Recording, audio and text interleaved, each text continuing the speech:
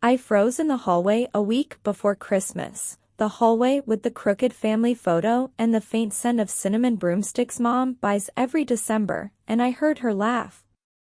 Not the soft, humming one she used when I was little, but the bright, brittle kind that lays out a plan and expects the world to obey. "Madison can just take the kids upstairs," she said, voice ricocheting down the stairs like a metal ornament slipping off a branch. "We'll set up the back bedroom with movies and games so the adults can relax." Adults meaning everyone but me. I stood there with my coat half off, fingers hooked in the red scarf my grandmother left me, and I felt that old tug under my ribs, the one that says you're about to be useful instead of loved. I didn't speak. I didn't clear my throat. I just breathed in, slow, and smiled to myself. Not the kind of smile they recognize. The kind that means, you have no idea what's coming. ////// I'm Madison Wilson, 28, a data analyst who knows how to make chaos tell the truth in a spreadsheet. I rent a one-bedroom in a mid-rise just outside Chicago, a view of the Blue Line and a coffee shop that knows my order before I do. On paper, I look like someone who's got it figured out. Decent salary. A 401k with a pulse. The kind of health insurance that lets me go to the dentist without bargaining with God. I can treat myself to ramen on Wednesdays and even indulge in the expensive olive oil that makes everything taste like I tried. People at work call me a steady, solid, the one who's got it together. They don't see the part of my life that twists my stomach every Saturday morning around 9 a.m., when my doorbell rings in 3 fast taps, Laura's rhythm, and I open the door in pajama bottoms, barefaced, half a cup of coffee into being a person, and the kids tumble in like joy grenades with backpacks and sugar breath and YouTube volume levels set to stun. Ethan, 9.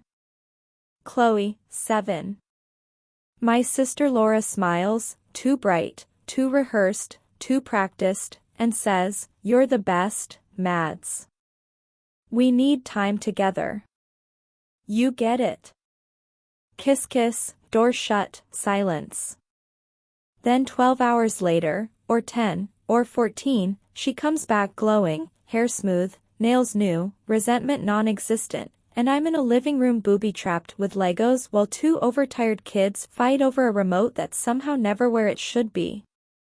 The first few times, I told myself it was love. Family, and love, and duty, and that complicated mess people wrap in twinkle lights every December. After the 10th Saturday, it felt like a habit they didn't intend to break. After the 20th, it felt like a system. After the 30th, it felt like a job without pay or boundaries. And I was the only one who didn't realize I'd been hired. Correction, they realized it. They just didn't care, /////. I tried to say no once. Practiced it during my commute. No, no, no, like a new language you think you understand until somebody answers you back at speed. I called Laura on a Sunday morning, hands shaking even though I was alone at my kitchen table. "Could we rotate?" I asked. "Could Mom or Dad take one Saturday a month? I'm exhausted. I want to date. Or read a book without pictures. Or just hear my own thoughts." She waited so long I thought the call dropped. Then her voice came back coated in that soft, feigned disappointment that slices deeper than a shout. "Wow, Madison. Selfish much? We work all week. We barely get time together. You don't have kids. You don't have a husband. What exactly are you doing on Saturdays that matters more than your family?" Breathing. I tried to explain. I tried to talk about exhaustion that doesn't show on your face because you've trained it not to. She didn't hear me. You're basically their second mom, she said, like a compliment. They adore you. And there it was, the hook. Love as a leash. When I hung up, my hands shook with rage and shame and a story I hadn't learned how to end. /////. So I took it to Sunday dinner at my parents' house, because we are the kind of family that thinks roast chicken with thyme solves everything if we stare at the mashed potatoes long enough. Dad carved like the knife was an opinion. Mom's table runner looked like Pinterest went to finishing school. The house smelled like the late afternoon sunlight that only exists in memory. I love spending time with Ethan and Chloe, I said, fork-pushing peas around like I could make a pattern from the mess, but every Saturday is a lot. Maybe we could make a schedule so I get time off. Dad didn't look up. Madison, those children are family. You help family. Mom set her fork down, delicately, deliberately, and gave me the look that turns me into the worst version of 13-year-old me. Honey, I raised you better than this. Laura works hard. She deserves time with Mark. You're single. You don't have responsibilities like she does. Honestly, taking care of Ethan and Chloe is the best preparation you could ask for. When you get married and have children, you'll be grateful for all this experience. I almost laughed. Grateful for practicing exhaustion. Laura smirked. You can date Friday night or Sunday night. Your friends can hang with the kids. It's not that complicated, Mads. Dad nodded. Your sister's right. Inside my chest, something bent that I'd kept straight for years. Outside, I smiled like the good daughter and complimented the gravy. Driving home in the rain, the wipers thudding time, I remembered a Christmas when I was 16, Laura 22, newly married, when I was told I'd be staying with 4 screaming toddlers so the adults could drink mulled wine by the fireplace. That was the first time I felt invisible. 16 years later, the tradition had become a lifestyle. ////.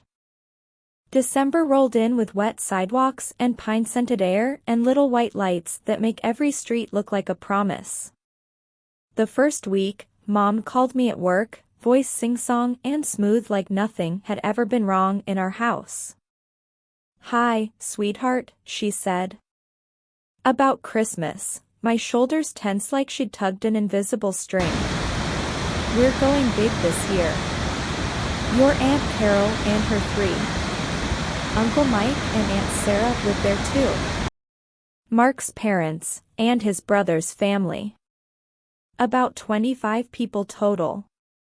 That's a lot, I said, eyes still scanning cells as if the answers to this conversation might be hiding in column F. What can I bring? She paused, just long enough to season the moment. I can't cook for that many. I was hoping you could handle the food, maybe order catering from a nice place. You're doing so well at your job. The rest of us are struggling a bit right now.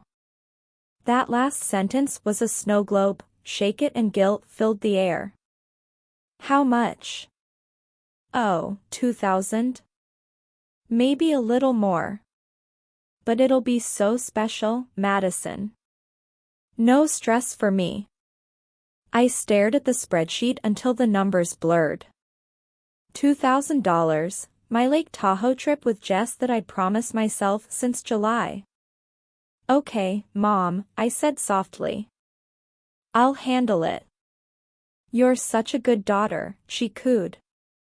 I'll send everyone's favorites. After the call, I lowered my forehead to my desk and breathed in the paper smell of resignation. I told myself it was one night, ////. A week later Romano's called to say the honey-glazed ham was out. Small problem. I didn't want to choose without checking, so I called Mom. Straight to voicemail. Dad, voicemail. Laura, voicemail. All three at once felt like a chord someone played on purpose. That evening I drove to my parents' place through streets blinking red and green and white, snow crusting like sugar along the curb. I let myself in. Keys still worked, muscle memory still faithful, and the smell of pot roast welcomed me like a storybook I didn't believe in anymore. Then I heard the landline. Yes, we still have one. Because, when phones die in a snowstorm, Mom says. Her voice carried, practiced bright. Oh, Carol, it's perfect. Madison will be watching all the kids. Don't bother with activities, we'll set up the back bedroom with movies and games, and she can stay upstairs while the adults enjoy ourselves downstairs. My body went cold so fast it felt like a trick of the light. 9 kids. Maybe 10. Me upstairs. Them laughing. The word perfect unpacked itself and showed me a cage. Mom's voice dropped, kind and cruel at once. Madison doesn't have kids, so she isn't tired like we are. She does Saturdays anyway. What's a few more for one night? The red scarf burned against my throat like permission. Don't let anyone turn you into their shadow, Grandma's voice, warm and firm. The line clicked, footsteps came closer.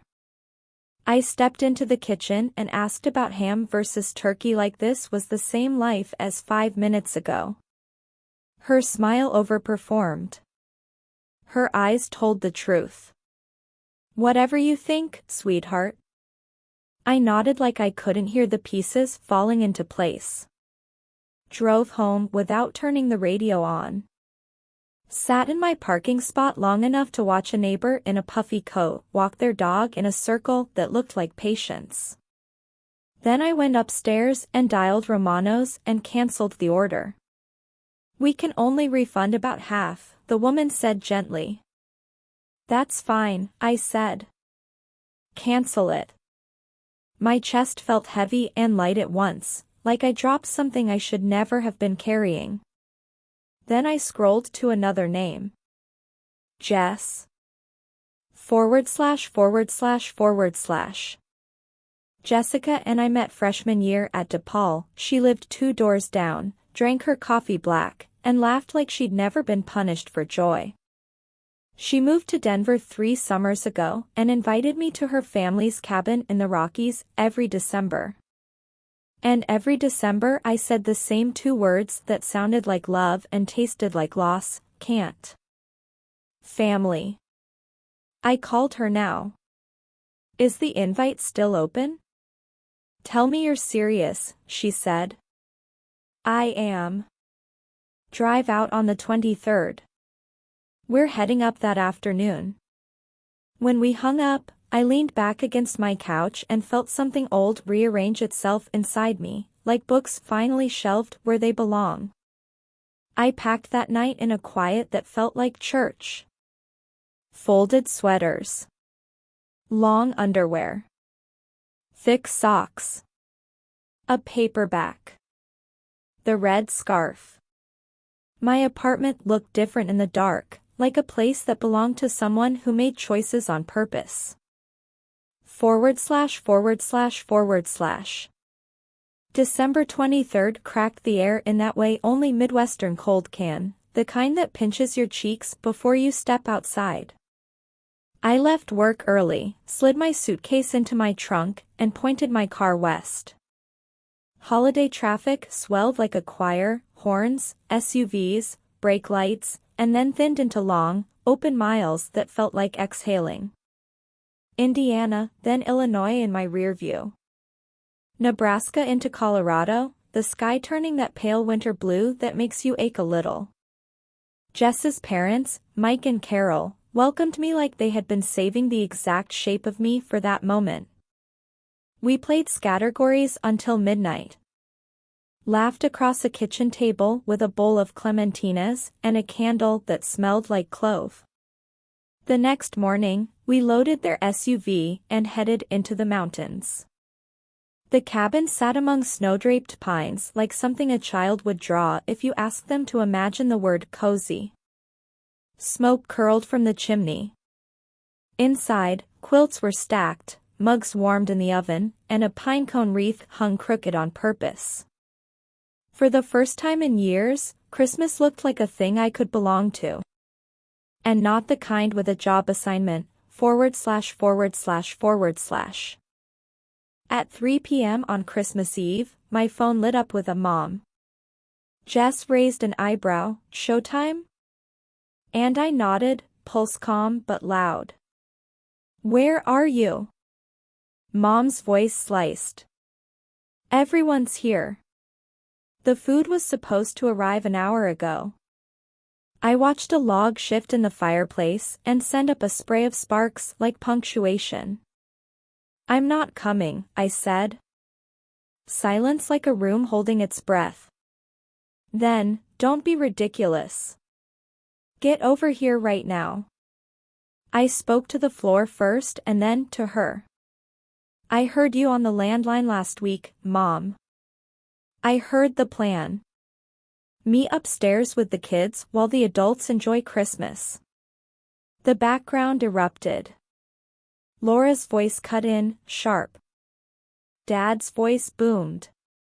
Then Laura herself, you were supposed to watch them.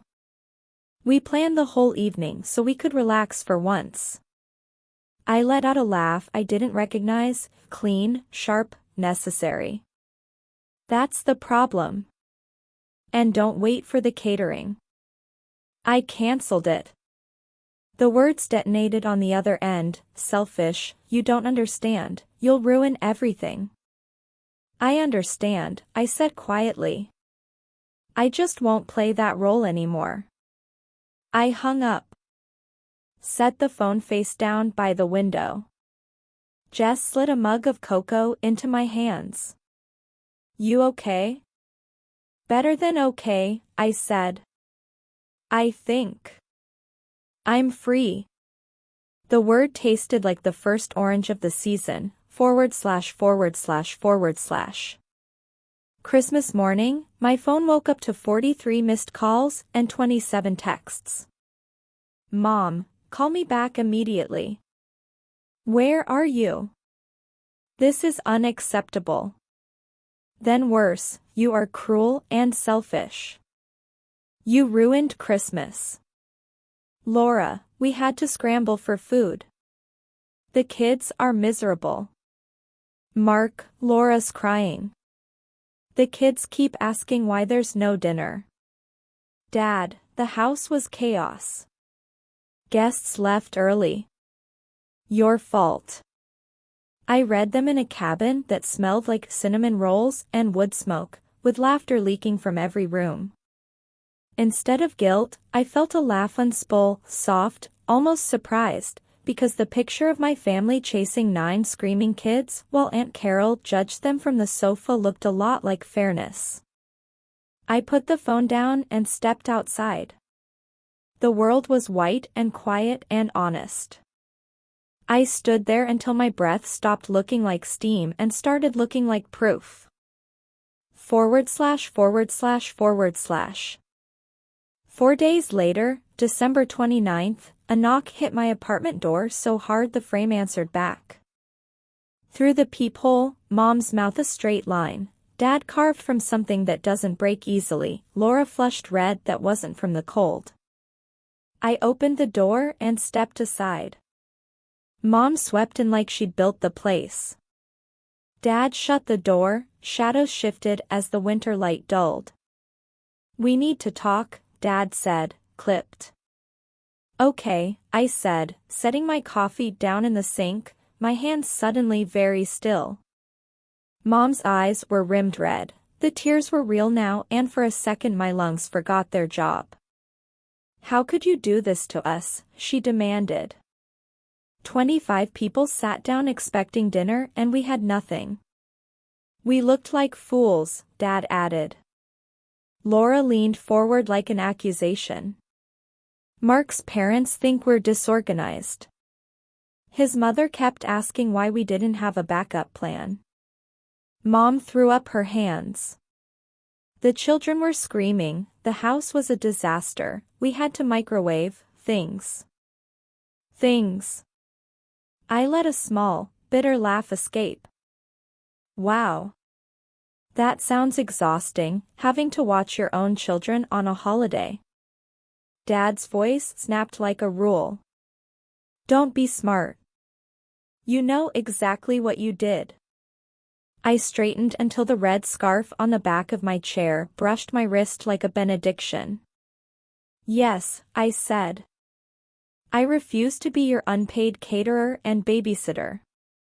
I chose myself. You're our daughter, Mom cried, tears spilling now, genuine and weaponized all at once. You're supposed to help family. What you wanted wasn't help, I said softly. You wanted me to pay for everyone's dinner and then spend the night upstairs with 10 children while you partied. That isn't help. That's use. Laura's words cracked like a whip. We work hard. We deserve to relax. So do I said, and the room went very, very still, like a bridge pausing mid-lift. You don't have children, she shot back. You don't understand how hard it is. I felt the scarf's wool under my thumb, remembered my grandmother's voice, don't let anyone turn you into their shadow, and I let the softness be steel.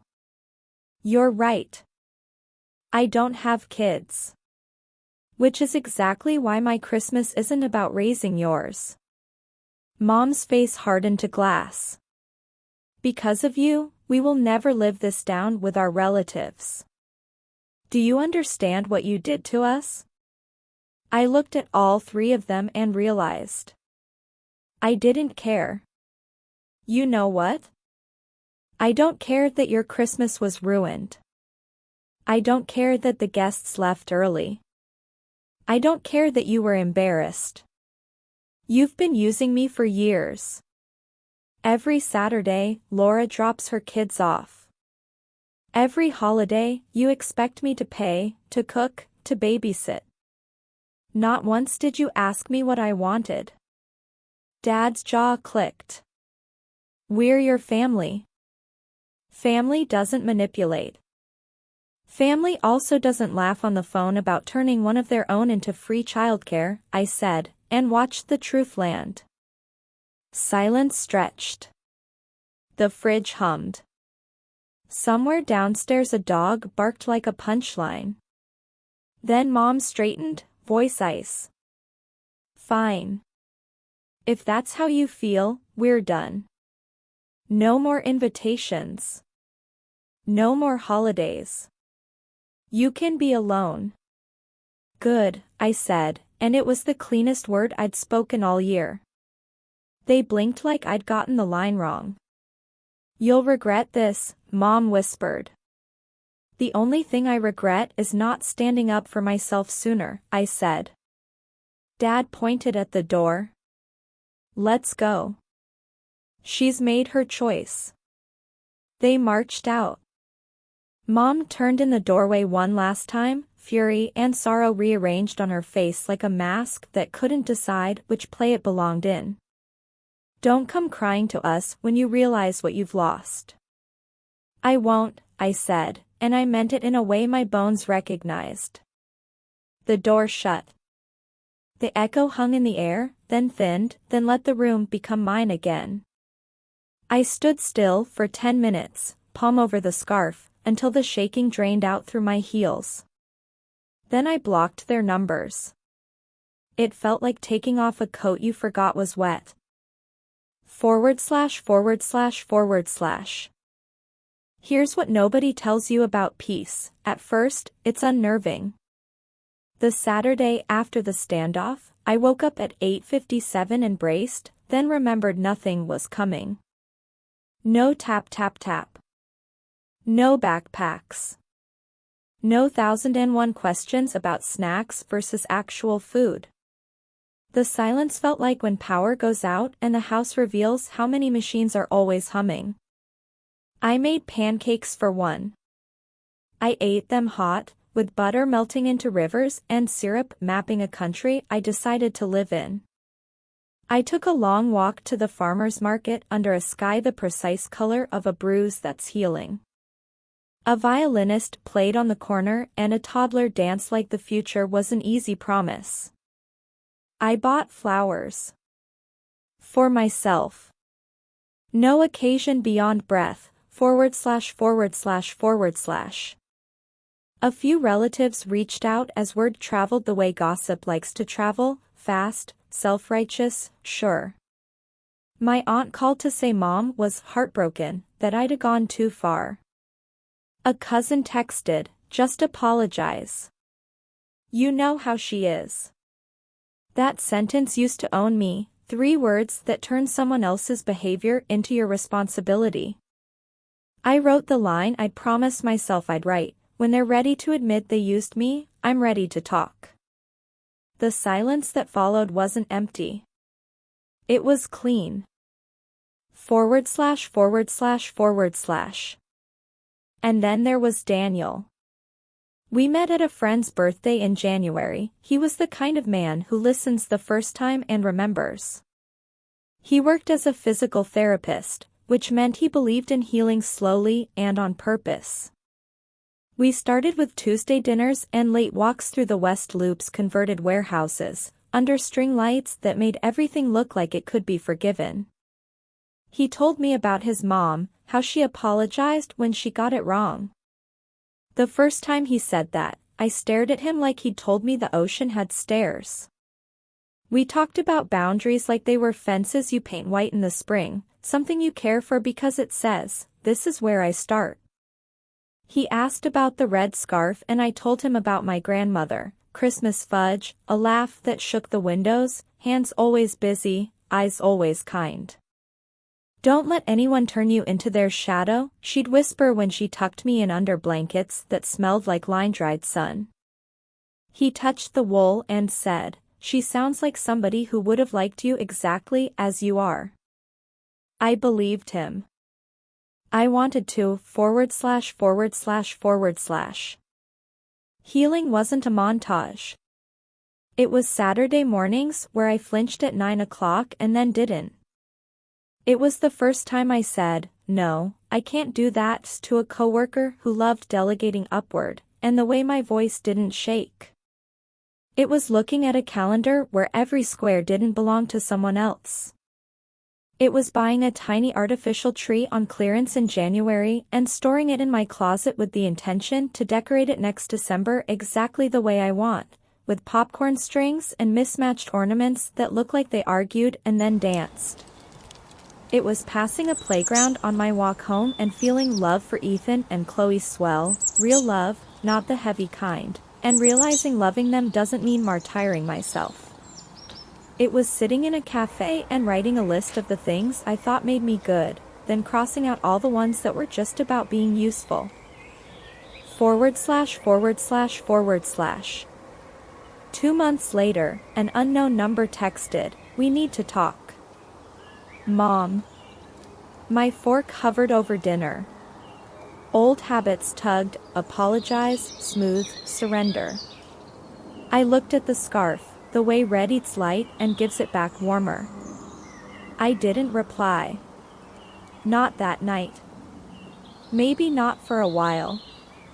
Because here is the truth I finally stitched into myself with a thread nobody else gets to cut. Family isn't a place where one person's life is the ticket everyone else uses. Family is a table where everyone brings a plate and everyone helps clean up, where no one is volunteered without being asked. If they want me at that table, they'll have to notice I'm a person. Until then, I'm building a life that fits the silhouette of who I've always been when no one was looking. /////. Mini hook, because maybe you need one the way I did, if you are the driver, the payer, the planner, the spontaneous babysitter, the you don't have kids yet so your time is free person. If you are the older sister who learned to be useful as a survival strategy, or the younger sister who learned to be responsible because someone had to. If you are the peacekeeper whose peace has gone missing, if you have a red scarf, literal or otherwise, that you squeeze in your fist when you're about to say something that will rearrange your life, this is me telling you, you're allowed to cancel the thing. You're allowed to spend the money on your own warmth. You're allowed to let the phone ring out. You're allowed to be the main character in your own December. The people who love you will still love you. The ones who only loved what you did. They'll learn, or they won't. Either way, you'll be free. /////. I used to think boundaries were walls, high, cold, a dare to anyone who walked near. Turns out they're doors with locks I control. They make rooms cozier because I chose who's in them. Next Christmas I want a small treat in my apartment, friends squeezed onto the couch with paper plates, potluck chaos in the kitchen, mismatched mugs sweating hot chocolate on thrift store coasters. If kids are there, we'll put on a movie for them in the bedroom and take turns being the adult in the room, because that's what adults do when love is a verb. I want music low enough for conversation. I want somebody to spill and nobody to panic. I want to end the night with a sink full of dishes and a warm ache in my feet, the kind that says I lived my life today. Daniel says we can do it. He says he'll bring his grandma's gingerbread and the story of how she burned the first batch every year and ate the broken one standing up in the kitchen. I want those stories. I want to make new ones. I want to look up at the cheap string lights I bought myself and feel the quiet hum of this truth: I didn't ruin Christmas. I rescued my own. ////. Sometimes I still think about the Christmas when I was 16, the one where the adults drank mulled wine and I learned how heavy an hour can be when every minute belongs to someone else. I remember the way the tree lights were the only bright thing in a room that smelled like negotiation. I remember counting down until midnight, like maybe the clock would set me free. This year, in the cabin, I stood in the doorway while snow fell, and I counted forward, 12 deep breaths, then stepped into a morning where the only thing on my to-do list was be. Maybe that sounds small. It felt like a revolution. ////.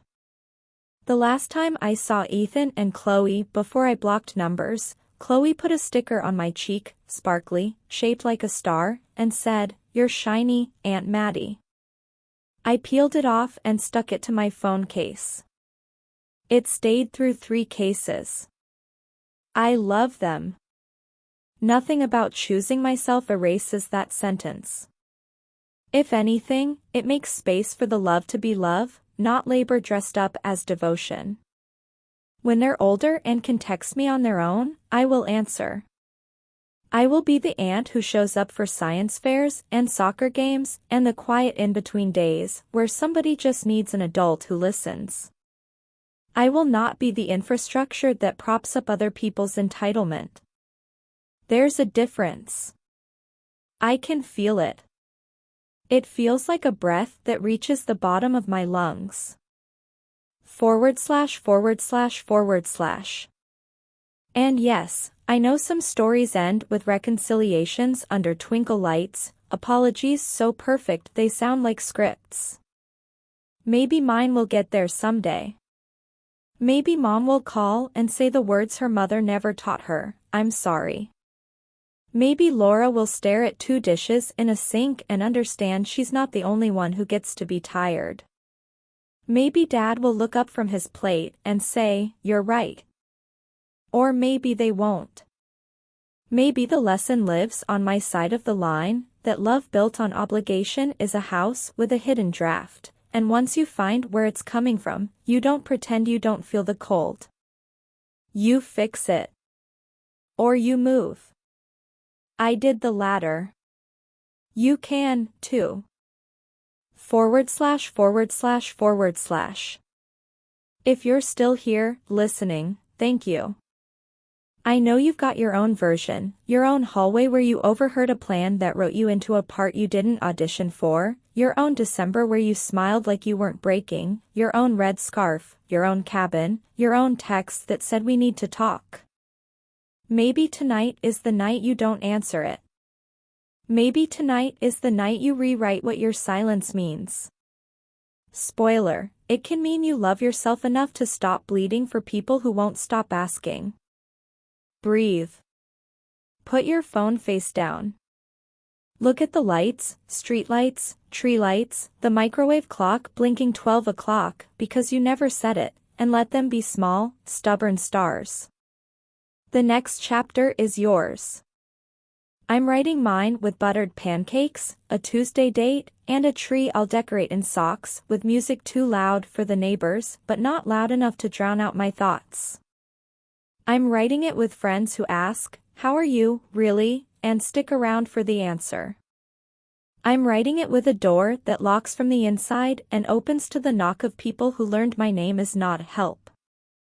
I'm writing it with a red scarf that isn't an emergency rope anymore, just warmth, just memory, just me. // Thank you for listening to my story. It means the world to share it with you. If it moved you, please give this video a like and hit that subscribe button. It helps me keep telling stories like this one. Stay strong and I'll see you in the next one.